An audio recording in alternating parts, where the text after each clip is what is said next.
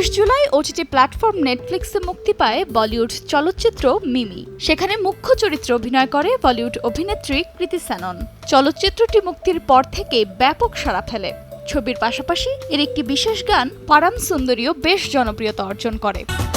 তবে এবার সেই জনপ্রিয় গানটি মনোনয়ন পেয়েছে গ্র্যামি অ্যাওয়ার্ডসে। আর এই বিষয়টি নিশ্চিত করেছে গানটির সুরকার এ.আর রহমান। তিনি সামাজিক যোগাযোগ মাধ্যম টুইটারে পোস্ট করে লেখেন, অত্যন্ত আনন্দের সঙ্গে জানাচ্ছি ভিজুয়াল মিডিয়ার জন্য মিমি সিনেমায় আমার গানটি ৬৪তম গ্র্যামি অ্যাওয়ার্ডে মনোনয়নের জন্য জমা দেওয়া হয়েছে। পাশাপাশি গানের লিঙ্কটিও ভক্তদের জন্য শেয়ার করেছেন তিনি।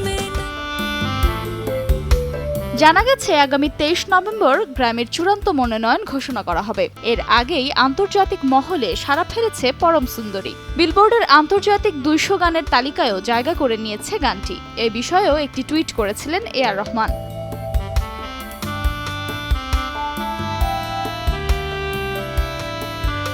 শ্রেয়া ঘোষালের গাওয়া পরম সুন্দরী গানটি প্রকাশের পর থেকেই দর্শক সমালোচকদের প্রশংসায় ভেসেছে। চলতি বছরের এখন পর্যন্ত সবচেয়ে জনপ্রিয় গান হিসেবেও এটিকে বিবেচনা করা হচ্ছে।